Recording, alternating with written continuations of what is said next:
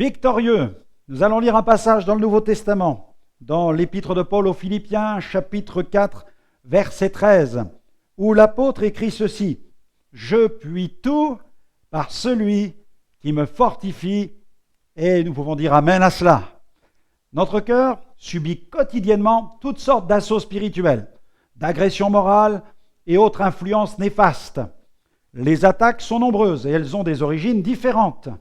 Il n'est donc pas surprenant de se sentir fatigué sans raison logique ou d'éprouver un certain épuisement nerveux, moral ou spirituel parfois.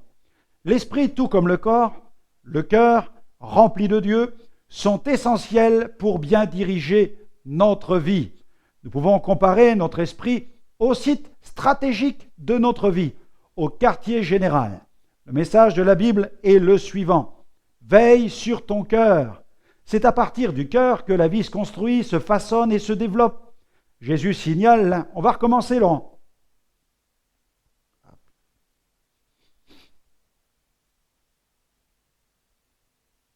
Ok.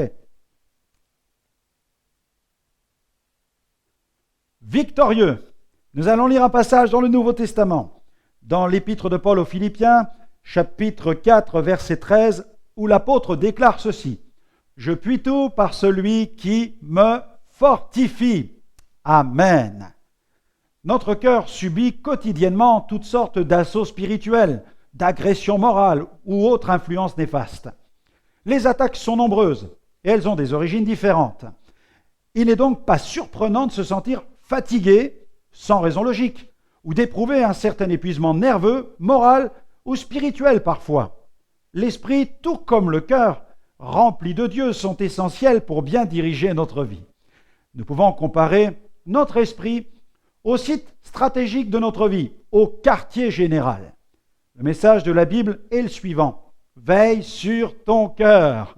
C'est à partir du cœur que la vie se construit, se façonne, se développe. Jésus signale l'influence du cœur sur toute la vie.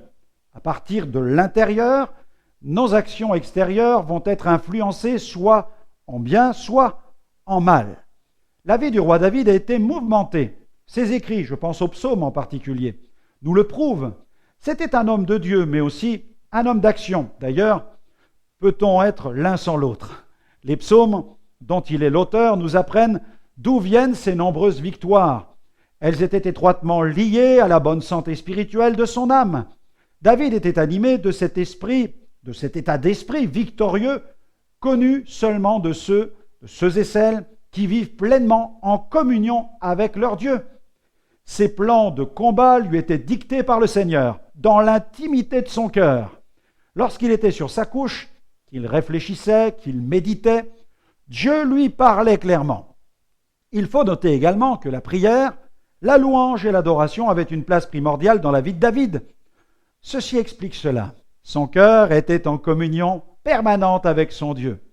La vie chrétienne est une merveilleuse aventure qui réserve néanmoins bien des combats. Quoi qu'il en soit, réalisez que vous pouvez à tout moment puiser dans votre communion avec le Dieu du ciel les ressources spirituelles nécessaires pour remporter la victoire ici-bas.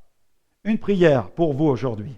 Seigneur, merci pour les ressources que je trouve en abondance auprès de toi. Lorsque je m'approche de toi, je suis rafraîchi. Lorsque je suis abattu, ta présence me renouvelle. Quelle grâce de te connaître. Amen.